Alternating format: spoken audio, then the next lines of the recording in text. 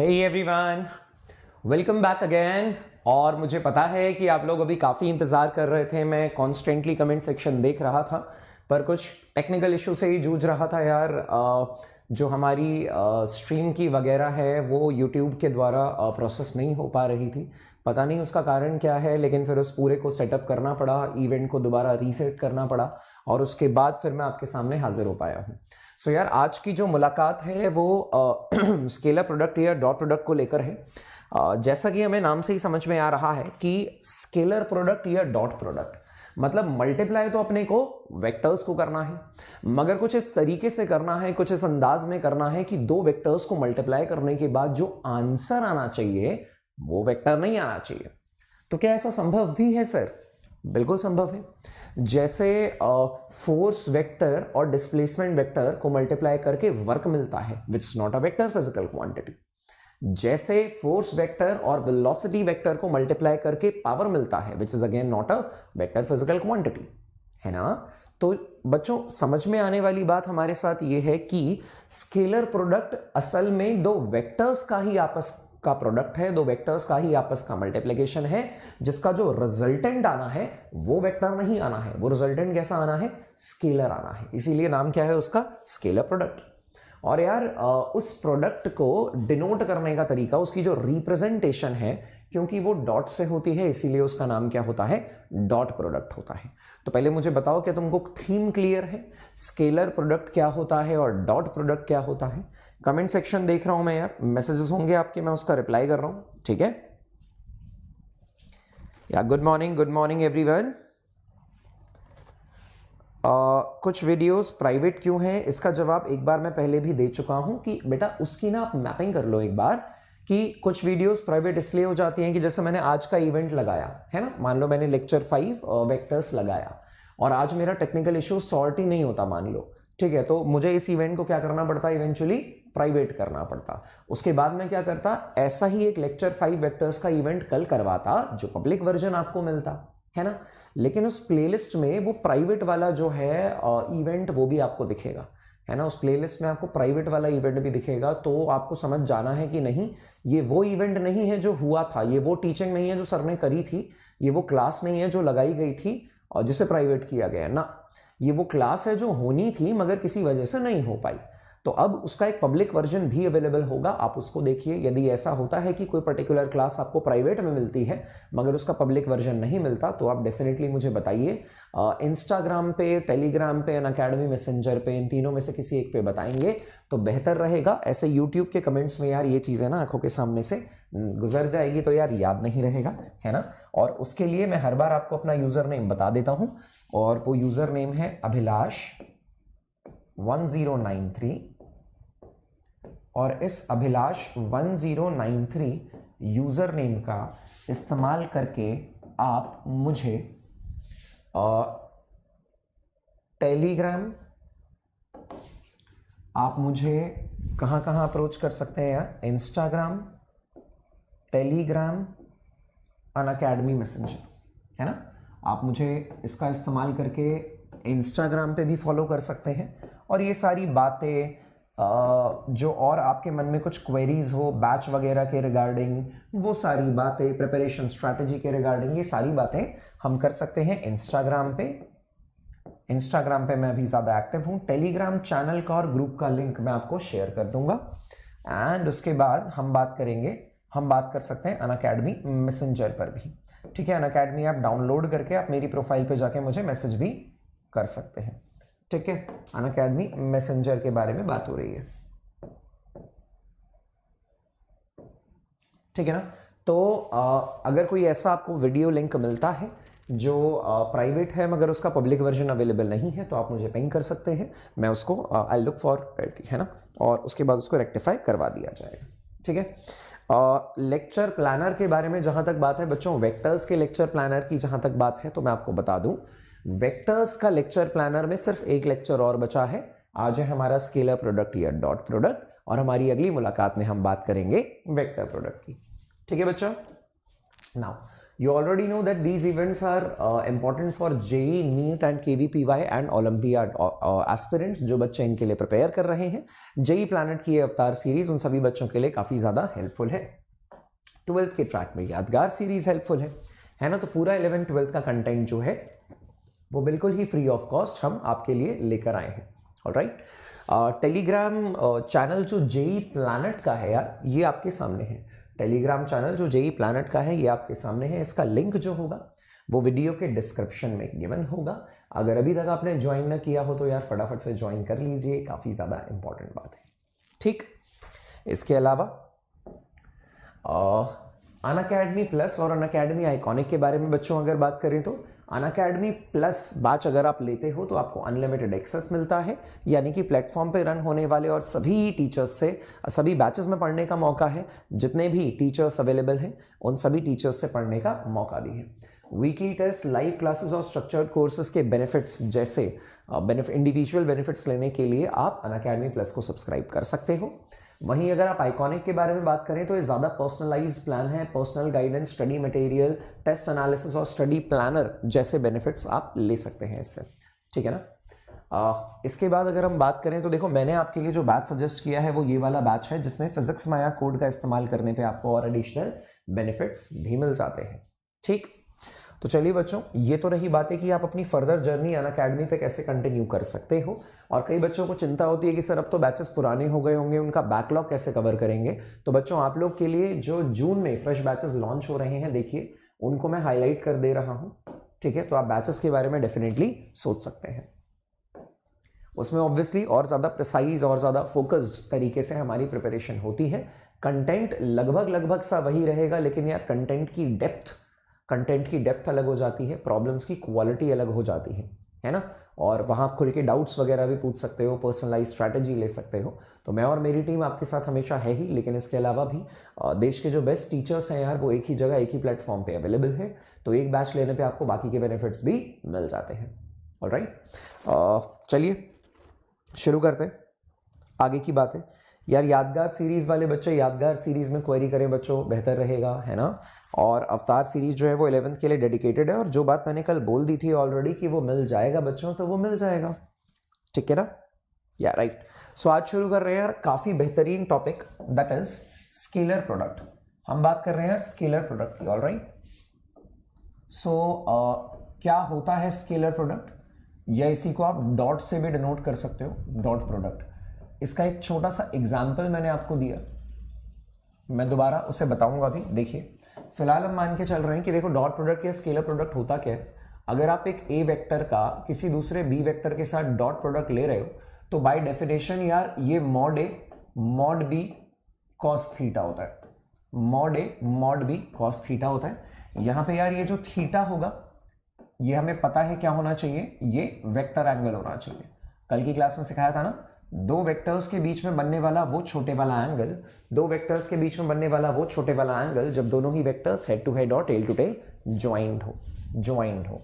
तो अगर आपके मन में ये छोटी सी समस्या आ रही है कि सर ऐसा क्यों, मतलब आपने ए डॉट बी बोल दिया, चलो ठीक है, वो mod A mod B cos theta ही क्यों होगा, वाई कॉस थीटा ही क्यों होगा, वाई। तो यार जब बच्चे मुझसे पूछते हैं कि वाई ऐसा क्यों होगा, तो मेरे पास उसका एक ही जवाब होता है कि यार ये बाय डेफिनेशन है, बाय डेफिनेशन है, डेफिनेशन बाय डेफिनेशन। देखो ना यार, आपको वैसे ही सिखाया गया है कि स्क्वायर रूट ऑफ 4 2 होता है, प्लस माइनस 2। क्यों सर स्क्वायर रूट ऑफ 4 2 ही क्यों होता है? तो आप समझाते हो कि बाय डेफिनेशन स्क्वायर रूट का मतलब क्या होता है कि जितने भी प्राइम फैक्टराइजेशन के बाद जितने भी पेयर्स बन रहे होंगे ना, वो रूट से बाहर जा सकते हैं। यानी कि आप इसे 2 रूट 1 लिख सकते हो और सिंपल 2 लिख सकते हो, सेम विद -2 भी हो जाएगा। या क्यूब रूट के टाइम पे जो 3 के पेयर्स बनते हैं उन्हीं को बाहर ले जाया जाता है। क्यों? क्यूब रूट के टाइम पे 3 के पेयर्स ही क्यों बाहर जाते हैं? ये क्यूब रूट की डेफिनेशन है कि क्यूब रूट का मतलब है जो नंबर 3 बार मल्टीप्लाई हो रहा होगा वो सिंगल बन के बाहर आ जाएगा। यही तो मतलब है ना, क्यूब रूट का, स्क्वायर रूट का, स्क्वायर का, क्यूब का। तो ये इनकी डेफिनेशंस है जो इनकी मतलब है। तो मैं बस आपसे ये कहने की कोशिश कर रहा हूं कि बाय डेफिनेशन ही ए डॉट बी जो है वो mod A mod B cos theta है। तो इसकी परिभाषा, इसकी जो परिभाषा है, इसकी जो डेफिनेशन है, उसके साथ उथल पुथल नहीं करनी है अपने को, ठीक है। वो जो है वो फिक्स्ड है, बात नंबर 1। अब इसको अगर आप डायग्रामेटिकली समझने की कोशिश करो तो आप क्या बोल पाओगे। अब देखो ये नंबर है, मॉड ए एक नंबर होगा, मैग्नीट्यूड है, न्यूमेरिकल वैल्यू, मॉड बी एक नंबर होगा, मैग्नीट्यूड है, न्यूमेरिकल वैल्यू, कॉस थीटा भी तो एक नंबर होगा, न्यूमेरिकल वैल्यू। तो जब ये भी नंबर है, ये भी नंबर है, ये भी नंबर है, जब ये भी स्केलर है, ये भी स्केलर है, ये भी स्केलर है, तो दो वेक्टर्स को मल्टीप्लाई किया, उसका आंसर क्या निकल कर आ गया यार, स्केलर। उसका आंसर क्या निकल कर आ गया, स्केलर। दूसरी बात, इस तरीके के प्रोडक्ट को डिनोट किससे किया है यार, डॉट से, इसीलिए इसका नाम क्या है, डॉट प्रोडक्ट है, इसीलिए इसका नाम डॉट प्रोडक्ट है, ठीक है भाई। चलिए आगे की बात करते हैं। तो यार आप इसमें ये भी कह सकते हो ए डॉट बी जो है अगर वो mod A mod B cos theta है, क्यों है, बाय डेफिनेशन है। तो इसके कुछ एग्जांपल्स देखते हैं। देखिए एग्जांपल नंबर 1, आप बोलेंगे कि सर वर्क जो होता है ना, वर्क W जो अपने आप में एक स्केलर फिजिकल क्वांटिटी है, वेक्टर को डिनोट करने के लिए उसके ऊपर एरो लगाया जाता है, स्केलर फिजिकल क्वांटिटी ये रही। तो यार आप इसे लिखोगे force F vector into displacement, लेकिन गलती से भी आपको इनके बीच में क्रॉस नहीं लगाना। अब आप तो कह सकते हो क्यों सर, मल्टीप्लाई तो करना है, ऐसे मल्टीप्लाई कर देते हैं, मगर यार वेक्टर्स को मल्टीप्लाई करते टाइम बीच में लगे डॉट और बीच में लगे क्रॉस में जमीन आसमान का फर्क होता है बच्चों। बीच में लगे डॉट और बीच में लगे क्रॉस में जमीन आसमान का फर्क होता है, अगर यहाँ पे वेक्टर पूरा लिखा हो तो आप बोलोगे कि नहीं सर, यहाँ पे क्या होना चाहिए, डॉट होना चाहिए, यहाँ पे क्या होना चाहिए, डॉट होना चाहिए। सिमिलरली एग्जाम्पल नंबर 2, अगर मैं पावर के बारे में बात करूं, पावर, आप बोलेंगे पावर P से डिनोट होता है, इसके ऊपर वेक्टर नहीं लगाया जाता क्योंकि एक स्केलर फिजिकल क्वांटिटी है। आप इसे लिखेंगे force F vector dot velocity भी अपने आप में क्या है यार, बाय डेफिनेशन वेलोसिटी भी वेक्टर है, फोर्स भी क्या है, वेक्टर है। दोनों को आपस में मल्टीप्लाई करेंगे मगर क्रॉस का साइन नहीं लगाएंगे। तो हम क्या करेंगे, ये डॉट के बारे में ही चर्चा हो रही है। डायग्रामेटिकली देखते हैं यार, फिजिक्स में कहां कहां यूज होगा उसके तो 2-3 एग्जाम्पल हैं ही हमारे सामने। डायग्रामेटिकली देखते हैं, मान लो ये ए वेक्टर है 2 न्यूटन और मान लीजिए ये 5 न्यूटन है, ठीक है। और आपको जो ये वाला एंगल दिया है वो ये वाला एंगल दिया गया है 240 डिग्रीज। ये वाला एंगल क्या दिया गया है, 240 डिग्रीज, ठीक है, ये गिवन है। तो यार अगर आप बोलो शेयर ए डॉट बी जो है, मैं ये लिखना चाहता हूं इसका मैग्नीट्यूड 2, इसका मैग्नीट्यूड 5, दोनों वेक्टर्स मान लेते हैं, एक को ए मान लेते हैं, एक को बी मान लेते हैं। दोनों के बीच का एंगल कॉस 240 डिग्रीज नहीं होगा। क्यों? क्योंकि ये 240 डिग्रीज बनने वाला छोटे वाला एंगल नहीं है। हमें तो दो वेक्टर्स के बीच में बनने वाला वो छोटे वाला एंगल चाहिए होता है जब दोनों ही वेक्टर्स हेड टू हेड या टेल टू टेल ज्वाइंट हो। तो आप ये कहोगे सर ये तो नहीं है।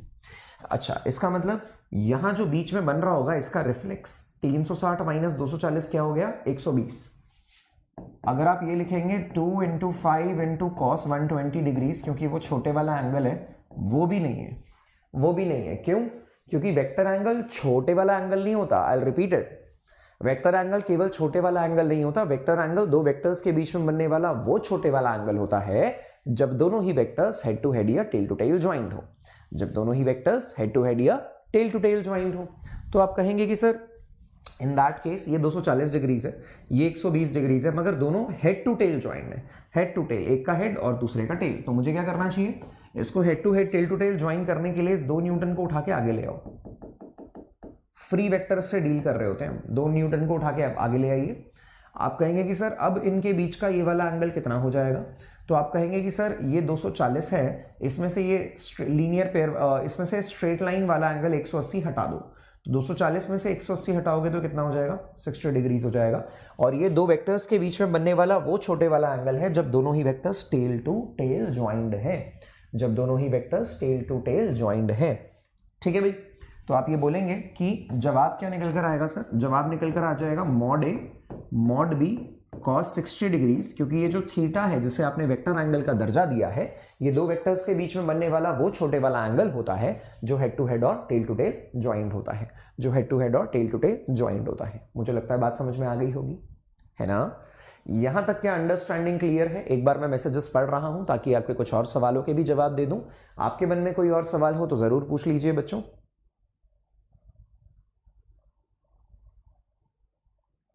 Sir please continue crash course, please now boards are cancelled, please complete full syllabus. बिल्कुल यार, जो 11 12 के पेंडिंग टॉपिक्स हैं जो वहां पर नहीं हैं, वो कहां पर अवेलेबल होंगे, कैसे अवेलेबल होंगे, उनके रिगार्डिंग भी कंप्लीट जो क्रैश कोर्स है उसका प्लानर भी मैं लेकर आऊंगा। कल शेड्यूल करते हैं इस बात को, कल दोपहर 3 बजे के आसपास हम कंप्लीट कोर्स कैसे करेंगे उसको हम डिसाइड करते हैं। ठीक है बच्चों? डॉट और क्रॉस में रेहान जमीन आसमान का फर्क क्यों है? ये सवाल का जवाब बेटा कल मिलेगा, क्योंकि आज हम डॉट पढ़ रहे हैं, आज हम बार बार डॉट पढ़ेंगे, कल हम क्रॉस पढ़ेंगे, बार बार क्रॉस पढ़ेंगे, तो मुझे बताना ही नहीं पड़ेगा, हमें खुद समझ में आ जाएगा कि क्यों ऐसा है कि 1-1.5-2 घंटे हमने डॉट प्रोडक्ट पढ़ा, फिर 1.5-2 घंटे हम क्रॉस प्रोडक्ट पढ़ रहे हैं, तो जमीन आसमान का फर्क क्यों आ रहा है वो समझ में आ जाएगा बेटा। ठीक है सर, डीपीपी सेंड कर दीजिए प्लीज वेक्टर का। रेहान डीपीपी सेंड मैं कर चुका हूं वैसे वेक्टर्स का, लेकिन अगर आप तक नहीं पहुंची है तो आज दोपहर के टाइम पे मैं आप लोगों के साथ एक लिंक शेयर करने वाला हूं, टेलीग्राम चैनल का भी, टेलीग्राम ग्रुप का भी, और जो मेडिकल डेडिकेटेड चैनल है मुझे लगता है मैं उसके लिए भी आपको कुछ बता पाऊंगा। तो वो सारी बातें जो हैं वो आज 3 बजे करने की कोशिश करते हैं, यदि आज नहीं हो पाया तो कल करते हैं।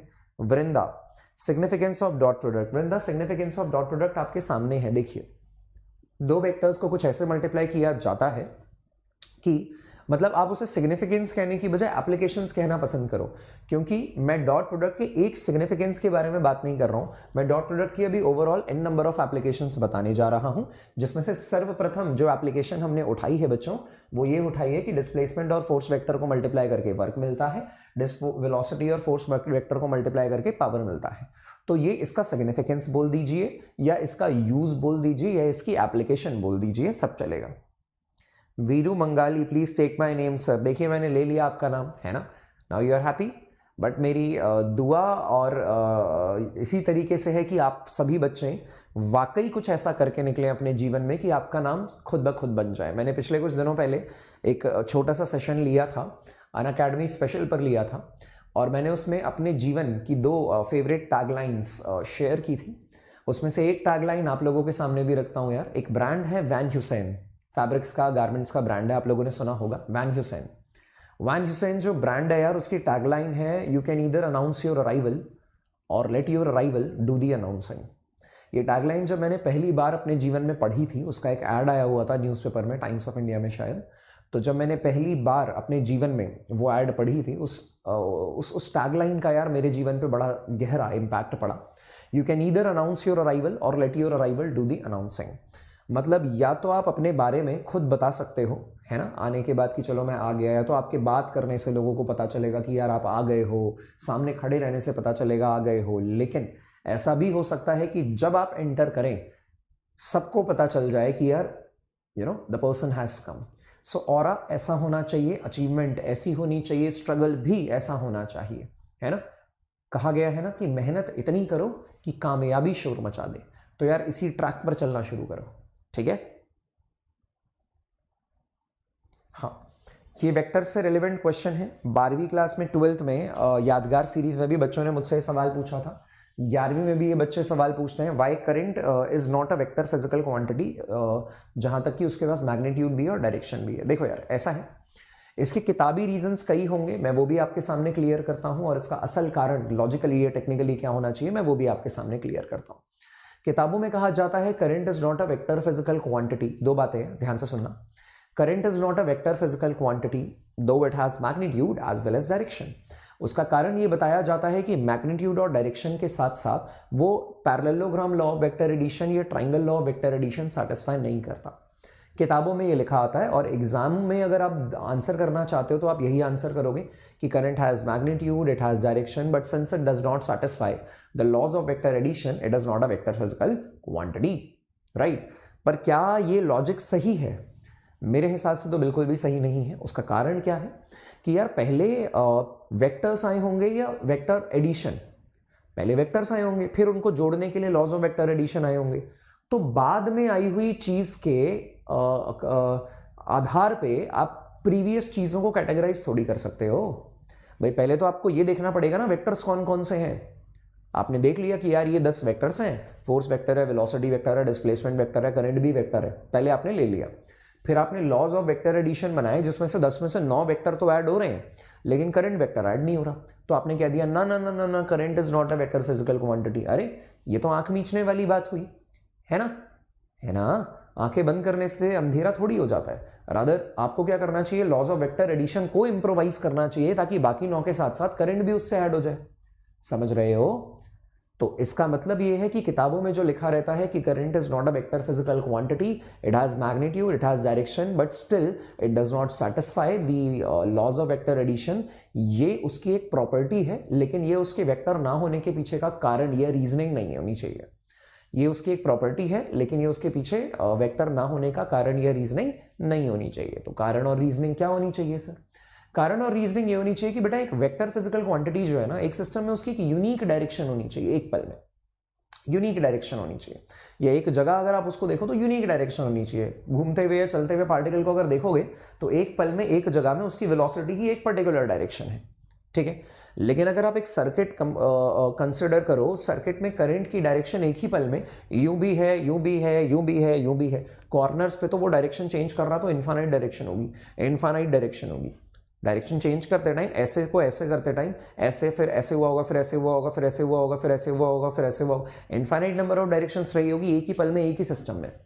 तो जब एक ही फिजिकल क्वांटिटी को, वेक्टर की बेसिक परिभाषा क्या है, it has magnitude as well as it has direction ना। बेसिक परिभाषा, it has magnitude as well as it has a unique direction.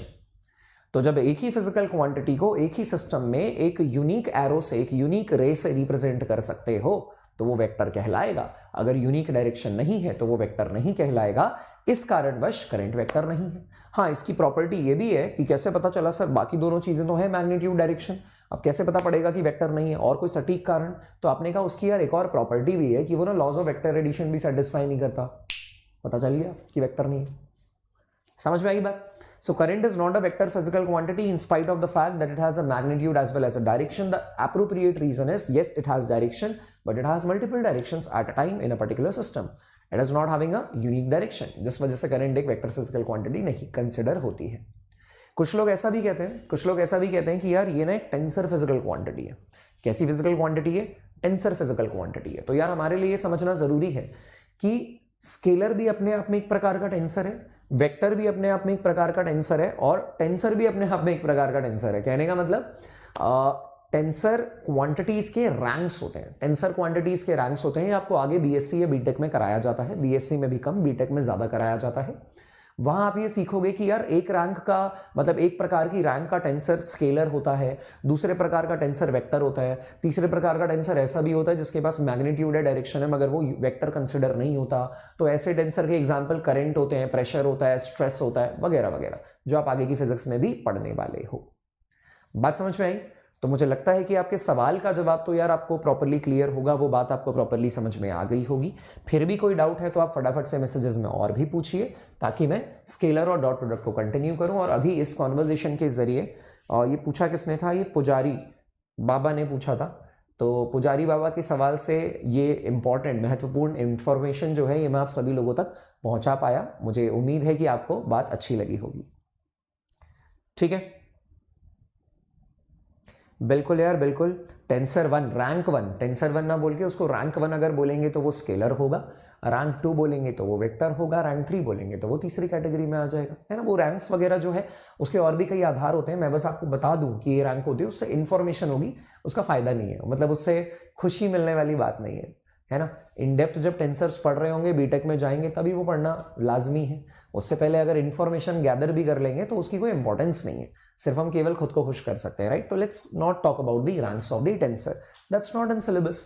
मैं तो ऐसे आपको बताने के लिए हर टॉपिक में मतलब बीटेक की बहुत सारी किताबों का निचोड़ बता सकता हूँ। ऐसी ऐसी चीजें आपको लगेगा कि यूट्यूब के चैनल्स पे, through out the YouTube channels कोई भी नहीं बता रहा है आपको, लेकिन यार वो लोग इसीलिए नहीं बता रहे क्योंकि वो रिलेवेंट नहीं है। इससे ये थोड़ी साबित होगा कि मैं सुपीरियर हूं, नहीं मुझे आता है, हो सकता है सबको आता हो, सबने अपनी अपनी बीटेक करके ही यहां तक पहुंचे हैं, है ना, लेकिन वो बताने से कोई फायदा नहीं होता है ना, इसीलिए मैं नहीं बता रहा हूं। बाकी आपको और इन्फॉर्मेशन चाहिए तो आप बाकी के चैनल्स भी देख सकते हैं, बाकी आपको और इन्फॉर्मेशन चाहिए आप बुक्स मुझसे पूछ सकते हैं, मैं बताऊंगा। जिसका भी कोर फिजिक्स पढ़ने में इंटरेस्ट है, मैं लिमिट नहीं कर रहा हूं आपको, लेकिन अगर आपका आगे पढ़ने में इंटरेस्ट है आप मुझसे पर्सनली कनेक्ट कर सकते हो, मैं वो भी आपको सिखा सकता हूं। मैंने अपना यूजर नेम बता ही दिया है, और मैं किताबें भी आपको रेफर कर सकता हूं कि बेटा ये यहाँ से पढ़ लो, है ना, मजा आएगा आपको सेल्फ स्टडी करने में, ठीक है। लेकिन अभी हम हमारा फोकस केवल जेई के लिए रखेंगे और नीट के लिए रखेंगे, ठीक है। चलिए, एनडीए चलो, there is a person by the name NDA चलो। इन बच्चों का, इस बच्चे का बेटा सेम क्वेश्चन है, क्या आप में से कोई प्लीज इसको वही रिप्लाई कर देगा जो अभी मैंने लेक्चर में किया है, आप प्लीज टाइप करके कर दीजिए, सो दैट मैं इसको आगे बढ़ा रहा हूँ। नैतिक श्रीवास्तव का भी सेम डाउट है, तो अभी मैंने ये चीज़ क्लियर भी की, आप में से कोई प्लीज़ एक बार इसे टाइप करके कमेंट सेक्शन में पोस्ट कर दीजिए। मल्टीपल पोस्ट करना है तभी लोगों को दिखता है। तो फिलहाल मैं डिस्कशन आगे बढ़ाता हूँ। नैतिक और एनडीए चलो, बेटा आपको अभी 5 मिनट के अंदर इसका जवाब मिल जाएगा। Sir, by sharing these notes of both the classes in the same Telegram channel with we are confused. मैं टेलीग्राम चैनल भी अलग अलग सेपरेट करने की सोच रहा हूँ, ठीक है। मुझे थोड़ा सा टाइम दीजिए, आज भर का टाइम दीजिए, by the end of the day I will revert back to you कि कैसे उसको सॉर्ट करना है, ठीक है।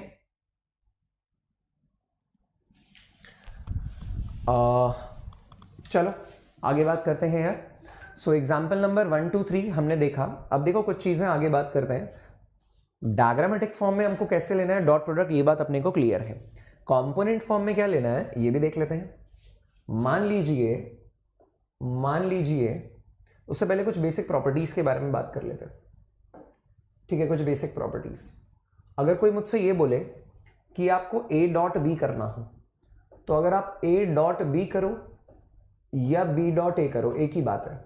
This is mod A mod B cos theta, so that is equal to B dot A. Commutative law applicable होता है यार, ए डॉट बी बोलो या बी डॉट ए, दोनों बातें एप्लीकेबल है, दोनों बातें एप्लीकेबल है।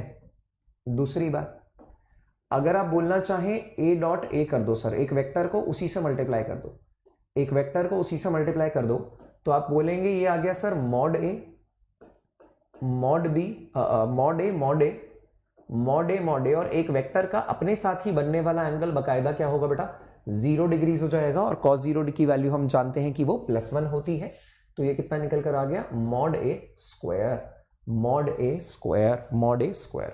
तो आप एग्जाम्पल के तौर पे ये भी बोल सकते हैं कि एग्जाम्पल नंबर 1 देखना जरा। एग्जाम्पल नंबर 1, जब आप बोलते हैं कि I cap dot I cap, I cap dot I cap, तो यार I cap dot I cap क्या हो जाएगा mod I cap cos 0 degrees. तो सर इसका आंसर तो स्केलर ही आएगा, है ना, स्केलर प्रोडक्ट या डॉट प्रोडक्ट है। तो आप बोलेंगे cos 0 की वैल्यू 1 होती है, mod of I cap, cap वाले वेक्टर का मैग्नीट्यूड, कैप वाला वेक्टर बोले तो यूनिट वेक्टर, यूनिट वेक्टर का मैग्नीट्यूड तो यूनिट ही होता है, तो ये भी 1 है, ये भी 1 है, और cos 0 डिग्रीज की वैल्यू भी 1 है, तो ये कितना निकल कर आ जाएगा 1। तो आप बोलोगे सो आई कैप डॉट आई कैप बोलो या जे आई कैप डॉट आई कैप बोलिए, या जे कैप डॉट जे कैप बोलिए, या के कैप डॉट के कैप बोलिए, ये सारी चीजें क्या निकल कर आ जाएंगी बेटा 1 के बराबर आ जाएंगी। सारी चीजें क्या निकल कर आएंगी 1 के बराबर। बेसिक प्रॉपर्टीज और डेफिनेशंस आपको क्लियर है, ठीक है। इसके अलावा बात करते हैं, देखिए एग्जाम्पल नंबर 2, आपको याद है ना third equation of uniformly accelerated motion, third equation of uniformly accelerated motion 9th class से पढ़ते आ रहे हैं बेटा, 9th क्लास से, आगे की यूनिट्स में भी पढ़ेंगे। Uniformly accelerated motion, third equation of uniformly accelerated motion क्या होगा इसमें यार, हम बात कर सकते हैं v square equal to U square plus 2as की, v square equal to U square plus 2as की। मतलब आप बोलोगे v स्क्वायर को v dot v that will be equal to u dot u plus 2 a dot s। So v dot v will be equal to u dot u plus two a dot s। ध्यान से देखिए, v square को या mod v square को आप v dot v भी बोल सकते हो, मॉड u स्क्वायर को या u स्क्वायर को आप u डॉट u भी बोल सकते हो, उल्टा भी तो एप्लीकेबल है, उल्टा भी तो एप्लीकेबल है, plus two a dot s। मुझे बताइए क्या ये सारी बातें क्लियर है? अगर क्लियर है तो यार कमेंट सेक्शन में थम्स अप के साथ आगे बढ़ेंगे, अगर डाउट है तो पूछिए, वरना थम्स अप दीजिए, आगे चलते हैं। आई गेट दी अप्रूवल, है ना, कि आप लोगों को सब समझ में आया है। और चाहो तो इसका स्क्रीनशॉट भी ले लो बच्चा।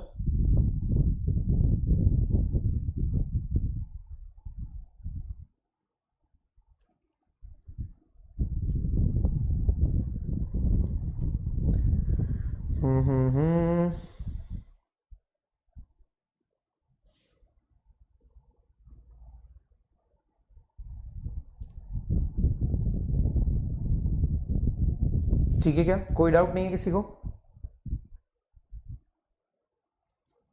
किसी प्रकार का कोई डाउट नहीं? चलो आगे बढ़ते हैं यार। ठीक है, क्रिस्टल क्लियर। चलिए आगे बढ़ाते हैं यार डिस्कशन को। सो ये सारी कहानी तो हमारी नज़रों के सामने है ही।